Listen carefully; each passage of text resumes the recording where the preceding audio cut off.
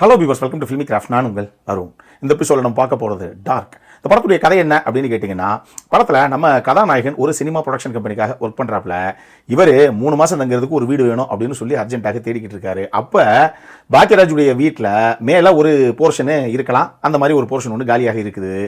அதை தெரிஞ்சுக்கிட்டு பாக்கியராஜ் கிட்ட போய், சார் நான் 3 மாதம் தான் இருப்பேன், எனக்கு தெரிஞ்சு அந்த மேலே இருக்க போர்ஷனை நீங்கள் வாடகைக்கு விட முடியுமா அப்படின்னு கேட்குறாரு. இப்போ பாக்கியராஜை பொறுத்தளவுக்கு, தம்பி இங்கே வரு, நான் 3 மாதம் தான் இருப்பேன் அப்படின்னு நேர்மையாக வந்து கேட்ட பற்றியா, அந்த நேர்மை எனக்கு ரொம்ப பிடிச்சிருக்கு.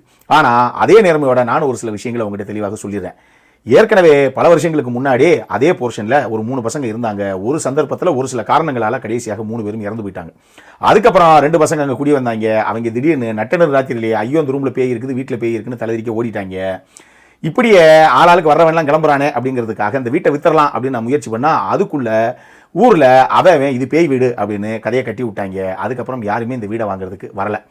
இப்போ இந்த வீடை, அந்த மேலே இருக்க போர்ஷன் நீ தங்குற அப்படின்னா வெறும் 3000 ரூபா வாடகை கொடுத்தா போதும், போய் தாராளமாக தங்கிக்க.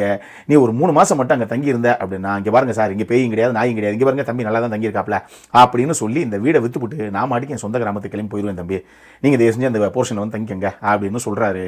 சரி ஓகே, நமக்கு என்ன 3000 ரூபாய்க்கு இந்த இடத்துல வாடகைக்கு வீடா, ஓகே தங்கிப்போம் அப்படின்னு சொல்லி கதாநாயகன் அங்கே வந்து தங்குறாப்புல. ஆனால் இதுக்கப்புறம் அவரே எதிர்பார்க்காம அந்த வீட்டில் அடுக்கடுக்காக அரங்கேறின அமானுஷ்ய சம்பவங்கள் தான் இந்த படத்துடைய மொத்த கதையை. இந்த படத்தை பொறுத்தளவுக்கு இதை ஒரு மினிமலிஸ்டிக் ஃபிலிம் அப்படின்னு தான் நான் சொல்லுவேன். ஏன்னா மொத்தமாக கதைக்குள்ளேயே ஒரு 6-7 கதாபாத்திரங்கள் தான்.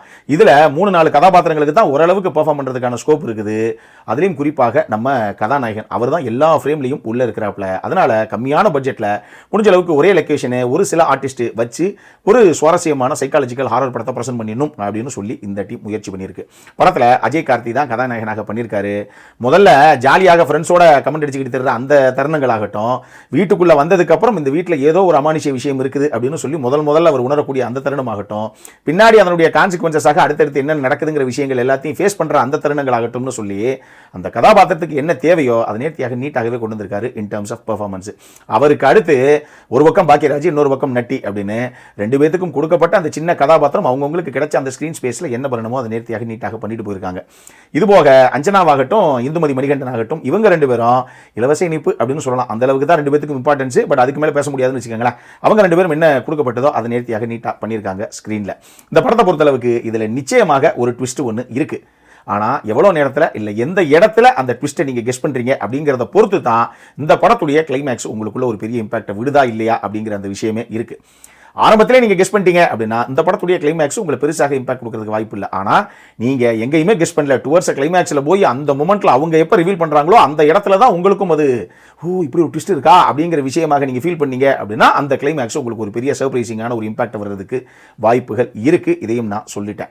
இந்த படத்தை பொறுத்தளவுக்கு டெக்னிக்கலி ஒரு சைக்காலஜிக்கல் ஹாரர் படத்தை மேக்ஸிமம் புல் ஆஃப் பண்ணுறதுக்கு எந்த அளவுக்கு டெக்னிக்கல் சப்போர்ட் வேணுமோ அது ஓரளவுக்கு எல்லா டீமுமே கொடுத்துருக்குது அப்படின்னு நான் சொல்லுவேன். சவுண்ட் டிசைனிங் ஓரளவுக்கு நல்லாவே இருந்தது இந்த படத்துக்கு.